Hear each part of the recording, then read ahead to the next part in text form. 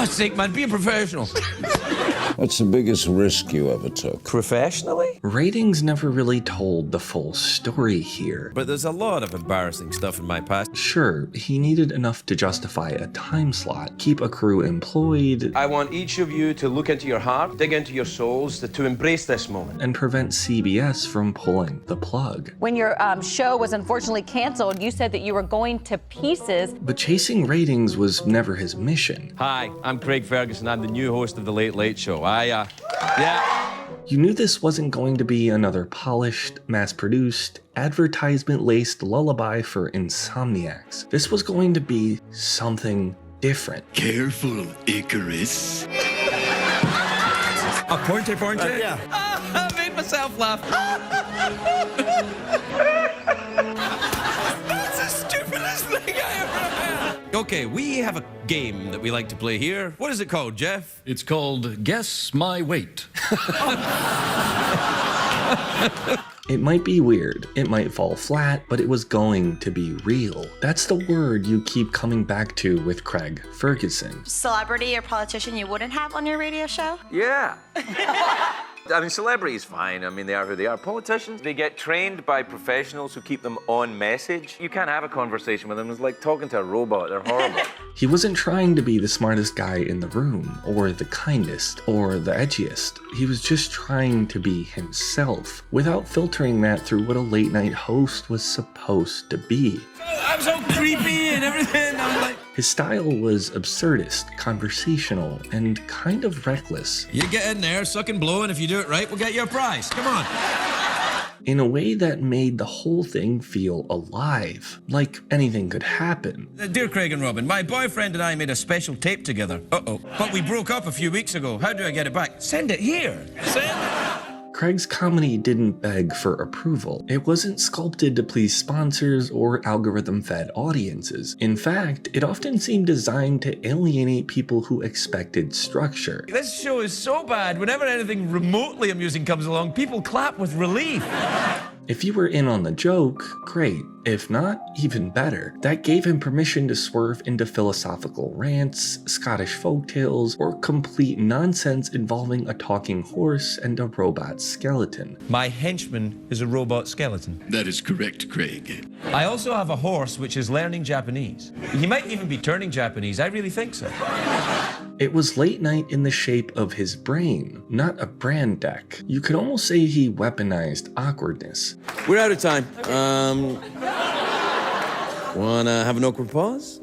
Yes. While most hosts feared dead air like a heart monitor going flat, Craig let it sit. He leaned into it, sat in silence, and somewhere in that awkward pause, something honest always crept through. Hey, you're flirting with my appliance. Take me home and stuff me. Most hosts rushed to the next cue. Craig would raise an eyebrow, let the tension breathe, and then cut through it with something so unexpected that the audience didn't just laugh, they snapped out of their autopilot. Did you just act surprised there when I cussed? Which tells me you have no idea which show you have come to. Every other host sticks to the rails, but Craig's cold opens had no rules. What the hell's wrong with you? It's a joke. Sometimes they weren't even jokes, they were moods, ramblings, rejections of the format itself, and somehow that made them feel more truthful than any Type 5 stand-up monologue ever could. I love this joke. If you want nothing. He'd mock the idea of setup and punchline. He'd act out scenes with sock puppets. He'd rip up his pre-written intros because they didn't feel right in the moment. And the beauty of it all, it wasn't chaos for the sake of being zany or quirky. There was a rhythm to it. Clap! Clap! Clap or I'll be fired! A strange kind of jazz, loose and unpredictable, but never sloppy. Jeff Peterson, his gay animatronic skeleton sidekick, wasn't just a novelty, he was a counterbalance. I love you, man. I love you too, man. Let's make out.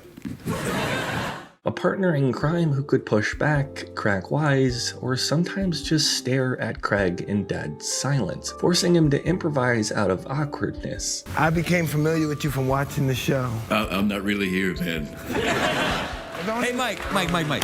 Tell me about the one-man show. What happens in the one-man show? It shouldn't have worked. On paper, none of it made sense. A Scottish former punk drummer talking to himself and a robot in front of a curtain. That's not a show, that's a fever dream. I'm frightened. But that's exactly why it worked, because unlike every other show that felt pre-packaged and test-screened into oblivion, this felt like it had a pulse. Sounds like a real joke. It was like a real joke, wasn't it? Yeah. The man didn't hide from his darkness. I speak for myself. There's speculation, there's always speculation if you're on television about somebody's behind it, or the corporation, the production people. This is me. You'd be laughing about a weird bit with Kristen Bell one moment, and the next he'd shift into a quiet monologue about addiction. I'm not an expert on alcoholism or anything else, but I am an expert on my own story. I was there when it happened. Well, I was present. Not a TED Talk, not a here's what I learned redemption arc, just him talking. Not as a host, but as a human being who's seen some stuff and somehow found a way to laugh anyway. I was using it as some kind of medicine. What happened was I was going to jump off. I thought I'll swan dive off that bridge, and I don't know how to dive. I just thought, well, I'll cross that bridge when I come to it, sort of thing. He didn't perform grief, he processed it in real time in front of us. And I didn't really want to add my rage and despair to everyone else's. My job, I think, is to try and give you a laugh or something interesting at the end of the day, something maybe to entertain you or something a bit silly. But there are times when it's very difficult to do. Another time with Stephen Fry, they abandoned the usual structure entirely. Two men, both deeply intelligent and both deeply troubled, just talked. You wake up one morning and you feel ghastly for no reason. If you are subject to mood changes over which you have no control, right, it's very tempting to take some drug or substance which can control your moods. No punchlines, no applause breaks, just two minds trying to articulate what it feels like to live in a brain that doesn't always want to. The sun is still shining and things are no different from they were the day before, but you feel worthless to the nth degree. It was heavy, but Craig knew how to let it breathe. He knew how to treat darkness with dignity. There is a sort of the pathology of the human condition, that everything has a sickness and an excuse. He dismantled the traditional late-night format without ever needing to say he was doing it. No political soapbox, no self-congratulation. Just a guy walking through the studio, tossing out his monologue, riffing with the camera crew, and interviewing guests with no agenda. Do you walk around with the cane? You don't sit down? No, they put skates on my ass and I'm just saying.